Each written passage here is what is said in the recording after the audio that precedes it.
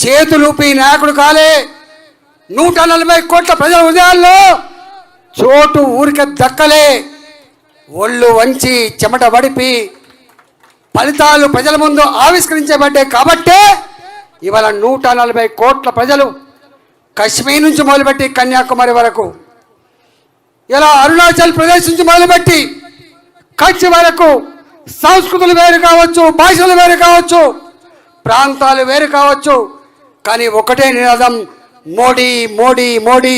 మోడీ మా నాయకుడు, మోడీ మా దేశ ప్రధానమంత్రి. రెండవ అనుభూతి, నేను ఆరోగ్య శాఖ మంత్రిగా ఉన్నా.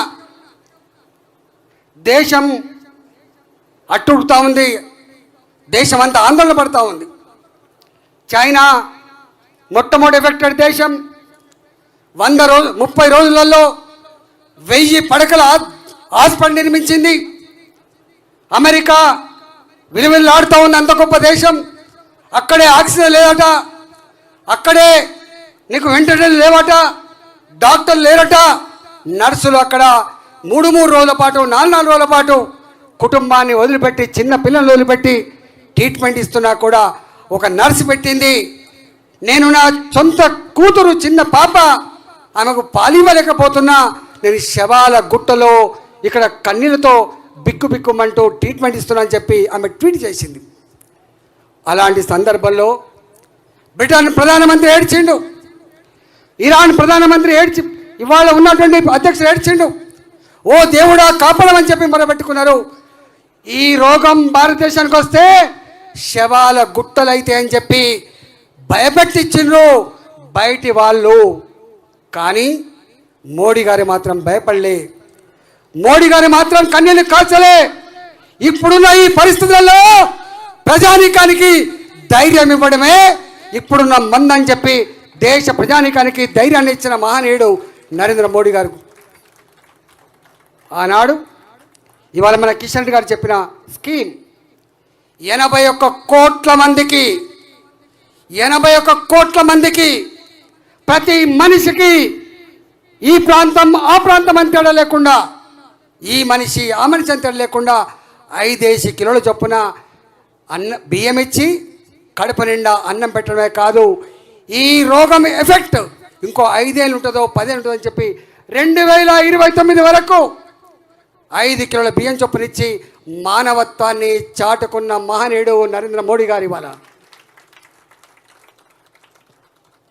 మన దేశాన్ని థర్డ్ వరల్డ్ కంట్రీ అంటాం. ఇది పేద దేశం. మనకు వ్యాక్సిన్ కావాలంటే, మనకు ఇంకో టెక్నాలజీ కావాలంటే అమెరికా కావాలి, వెస్టర్న్ కంట్రీస్ కావాలి. కానీ నరేంద్ర మోడీ గారు ఈ ప్రజలలో ఉన్న భయం పోవాలంటే, ఈ కరోనా రోగం పోకపోతే దేశం అభివృద్ధి చెందలేని చెప్పి అనేక ప్రోటోకాల్స్ ఉంటాయి. వ్యాక్సిన్ ఉత్పత్తి చేయాలంటే ఇప్పుడున్న పరిస్థితులలో చూడవలసింది ప్రోటోకాల్స్ కాదు, ఇప్పుడున్న పరిస్థితులలో ఒక వ్యాక్సిన్ రావాలని చెప్పి ఇవాళ స్వయంగా హైదరాబాద్లో 2 కంపెనీలకు ఆర్డర్ ఇచ్చిండ్రు.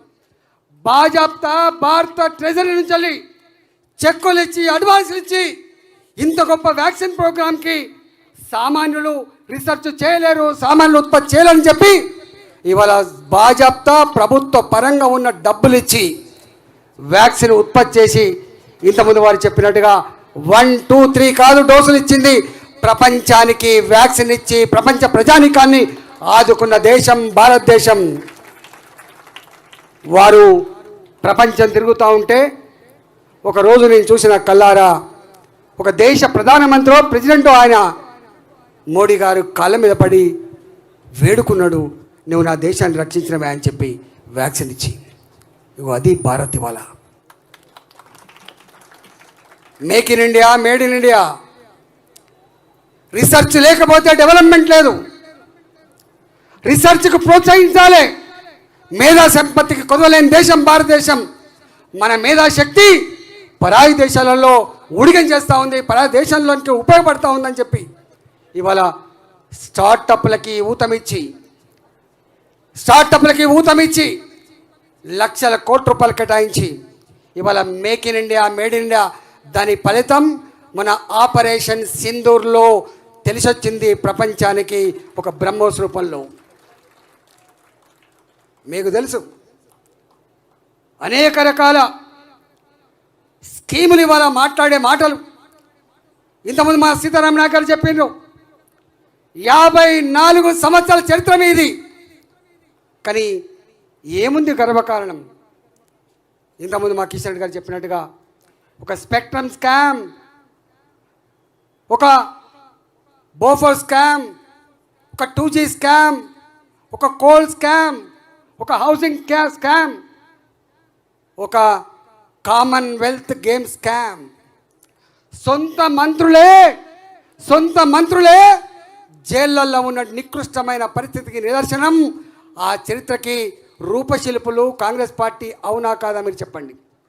నేను అడుగుతా ఉన్నా, మా తాతలు నేతులు తాగినరు, మీరు మా మూతులు వాసన చూడండి.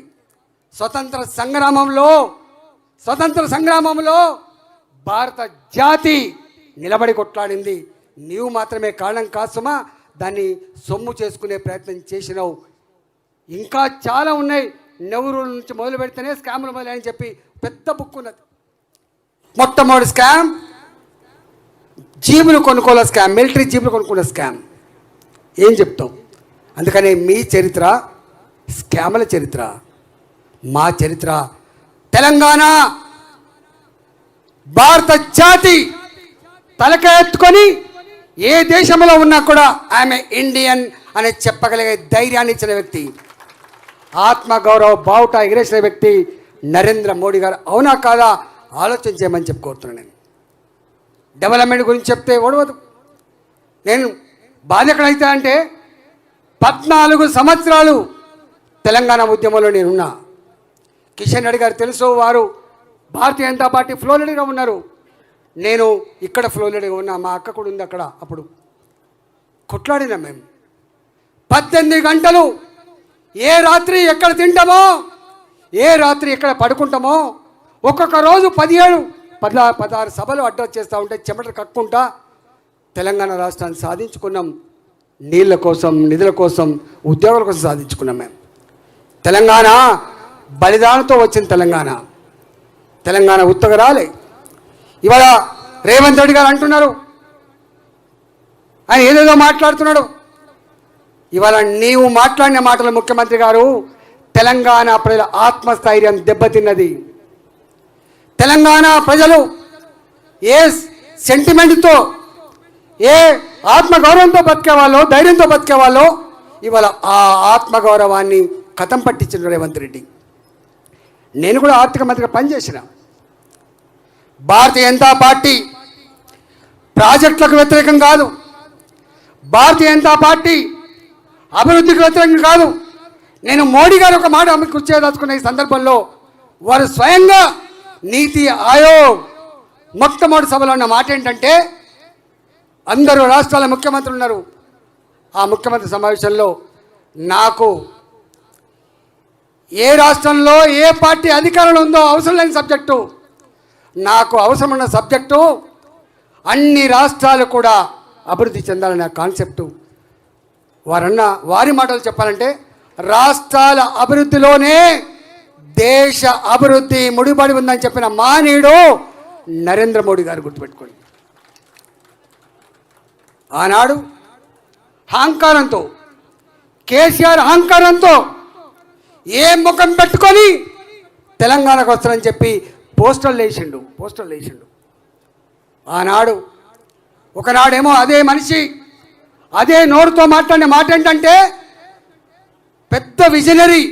ఇప్పటికి మీరు చూడండి, అసెంబ్లీలో మేము డిమానిటైజేషన్ సందర్భంలో ఆయన ఇచ్చిన ఉపన్యాసం ఇప్పటి చూడండి, అనేక ఉపన్యాసాలు ఇప్పటి చూడండి. ఆయన మాట ఏంటంటే స్థితప్రజ్ఞుడు, గొప్ప విజనరీ, కమిట్మెంట్ ఉన్న వ్యక్తి, దేశాన్ని ఐక్యంగా నడుపుతున్న వ్యక్తి అని చెప్పిండు. అదే వ్యక్తి కళ్ళు నెత్తికెక్కిన తర్వాత ఏం ముఖం పెట్టుకొని తెలంగాణకు వస్తా అని చెప్పిండు.